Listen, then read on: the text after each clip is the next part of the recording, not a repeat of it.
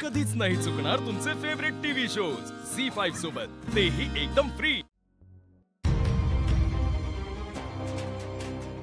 नमस्कार, तुमच्याशी बोलायचं होतं म्हणून बोलवून घेतलं।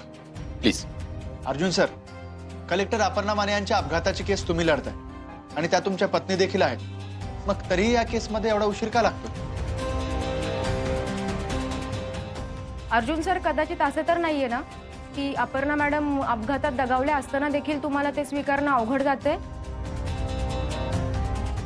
हे मी नाही, बाहेर बोललं जाते म्हणून विचारलं। आणि या भीषण अपघातातून कदाचितच कोणी वाचू शकेल, मग तरी हा कशाच्या बळावर तपास चालू आहे? सांगतो, तुमच्या सगळ्या प्रश्नांची उत्तरं देतो मी। आधी तुम्ही मला माझ्या एका प्रश्नाचं उत्तर द्यावं अशी माझी अपेक्षा आहे। पत्रकारितेचा सगळ्यात महत्त्वाचा नियम काय?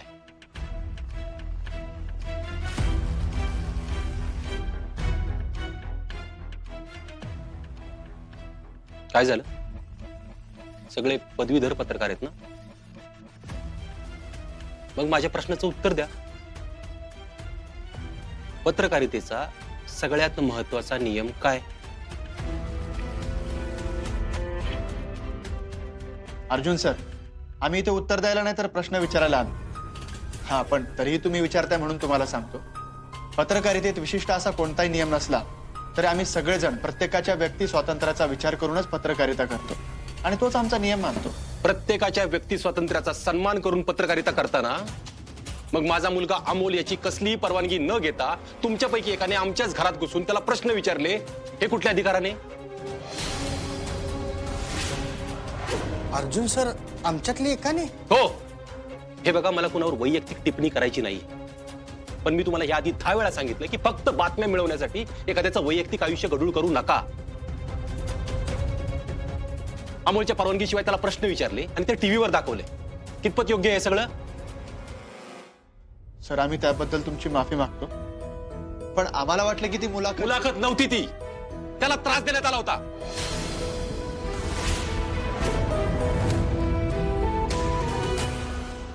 हे बघा, तुम्ही पत्रकार आहात, आम्ही पोलीस आहोत। आपण लोकशाहीचे स्तंभ आहोत, त्याचा मान ठेवून, त्याचा आदर करून आपण काम केलं पाहिजे। हे बघा, तसं जर नाही झालं ना तर सिस्टीम ही सिस्टीम प्रमाणे नाही चालणार कधी। मी काय म्हणतो तुमच्या लक्षात येते का? सर, आम्ही माफी मागतो। हे बघा, सत्य सांगणं तुमचं काम आहे हे मला कळतंय, पण सत्य मिळवण्यासाठी कुठल्याही थराला जाऊ नका ना, एवढंच म्हणणं आहे माझं।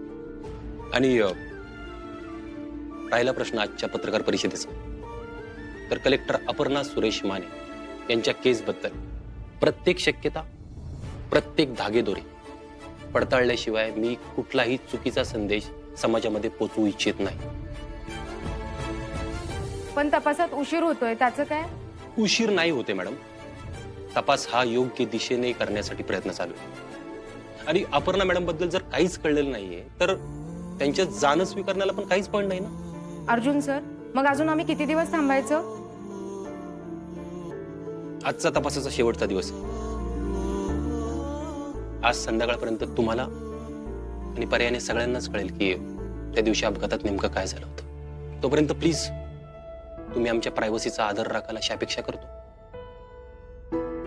करू ना? हो। थँक्यू। चिंचुके, अर्जुनच्या डोक्यात नक्कीच काहीतरी चालू आहे। मॅडम, मलाच काय कळलं असं झाले। अहो, माझी देवाकडे प्रार्थना आहे आज अपर्णा मॅडम सापडाव्या, नाहीतर साहेब परत पहिल्यासारखं वागायला लागतील। हो नाही चिंचुके, अर्जुनच्या डोक्यात काहीतरी चालू असल्याशिवाय गोष्टी एवढ्या पटापट नाही होणार। म्हणजे मॅडम, नक्की काय म्हणायचं तुम्हाला? म्हणजे विचार करा ना, जेव्हा जेव्हा आपण अर्जुनला रिपोर्ट सबमिट करायचं असं सांगितलं तेव्हा तेव्हा तो आपल्यावर चिडलाय। मी बनवलेले रिपोर्ट तर त्याने अक्षरशः फाडून फेकून दिले आणि आज स्वतः रिपोर्ट सबमिट करायचं असं सांगून गेलाय। याचाच अर्थ अर्जुनच्या हाती नक्कीच काहीतरी लागलेलं आहे। मॅडम, म्हणजे अपर्णा मॅडम सापडले असतील का? नाही, तसं एक्झॅक्ट सांगता येणार नाही, पण मग तुम्ही एक काम करा, तुम्ही लगेच अर्जुनच्या मागे जा, तो काय करतो ते नीट पहा आणि त्याला जर मदत लागली तर करा। जा। आजचा तपासाचा शेवटचा दिवस आहे। आज संध्याकाळपर्यंत तुम्हाला आणि पर्यायाने सगळ्यांनाच कळेल की त्या दिवशी अपघातात नेमकं काय झालं होतं। तोपर्यंत प्लीज तुम्ही आमच्या प्रायव्हसीचा आदर राखाल अशी अपेक्षा करतो। दाजी म्हणतायत आज सगळं स्पष्ट करणार, पण काय सांगणार आहेत ते? दीपक, तू आधी टीव्ही बंद कर या ठिकाणी, कारण अमोलनं जर ऐकलं ना तर त्याला प्रश्न पडतील ज्याची उत्तरं आपल्याकडे नाही आहेत. हो सर. अहो, खरंच भाऊजींच्या हाती काही लागलं असेल का? नक्कीच रुपाली ते, कारण अर्जुन दादा ज्या पद्धतीने बोलत होते ना त्यावरून तर असंच वाटतंय की त्यांच्या हाती नक्कीच काहीतरी लागले. हे बघा, अर्जा गेले 8 दिवस झाले आपल्याला शोधतो आणि त्याला आता लवकरात लवकर काहीतरी निर्णय घ्यावाच लागणार ना. त्यामुळे त्यानं काहीतरी विचार केला असेल तो सांगेल आपल्याला. हो मामनजी, अहो पण अमोलसाठी तरी आपल्याला हे आधी समजायला हवं ना. हां, म्हणजे अमोल आता आपल्या जवळ असणार आहे, तर त्याला धक्का बसू नये म्हणून आपणही तयार राहायला हवं ना. हे बघा, माझं ऐका. अर्जानं सगळ्या गोष्टीचा विचार केला असेल, आपण थोडं थांबूया. विनू बाबा, आता आपण अमोलच्या बाबतीत रिस्क नाही घेऊ शकत. चुकून दाजी विसरले आणि त्यांनी सांगितलेलं अमोल ऐकलं तर अवघड होईल. दीदी आपल्याला सोडून गेली हे त्याला सांगणं.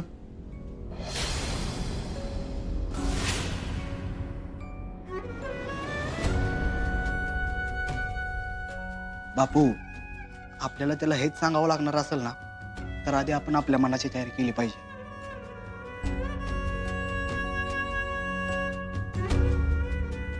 ठीक आहे रे, अमोलपर्यंत जे काही पोचवायचं असेल ना ते अगदी विचार करून पोचवायला लागणार आहे आपल्याला. म्हणजे अर्जुन काय सांगणार आहे ते आपण अर्जुनला आधी विचारावं असं मलाही वाटतंय. आपण त्यांना फोन करून बघूयात का?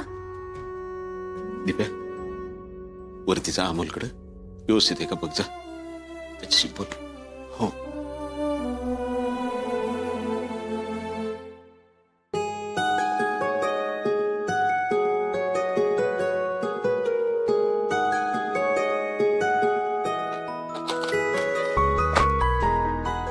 भांजे, काय करताय?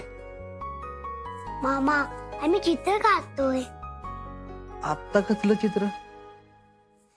अरे दिव्या मामा, मी आणि जेव्हा उत्तराखंडला होतो ना तेव्हा मला ऑफिसला यायला उशीर व्हायचा, म्हणून मला झोप नाही यायची, म्हणून मी चित्र काढत बसायचं माझ्यासाठी मस्त. आणि आली मला शाबास म्हणायची. अरे पण त्याचा आत्ता काय? अरे मामा, आता नाहीये ना, म्हणून आली हे चित्र बघणार आणि मला शाबास म्हणणार. अमोल, चित्र पूर्ण झाल्यावर परत येईल? अरे आजपर्यंत असं कधीच झालं नाही की मी चित्र काढत बसलोय आणि ती चित्र बघायलाच येत नाहीये. तू बघच, ती येईल आणि ती माझी पप्पी जीवन मला आय लव्ह यू पण म्हणेल, कारण मी खूप छान चित्र काढणार आहे डिप्लोमा. बाळा, तू काढ चित्र, काढ. कधी कधी दुष्काळ पडलेल्या ठिकाणी सुद्धा पाखरांच्या चिवचिवाटामुळं पावसाला पण पडावंच लागतं. काय म्हणजे? काय नाही, तू काढ चित्र. भूक लागली की सांग, मोमा काहीतरी खायला घेऊन येईल. Okay diploma. झी5 ॲप डाउनलोड करा आणि पहा सर्व एपिसोड्स एकदम फ्री.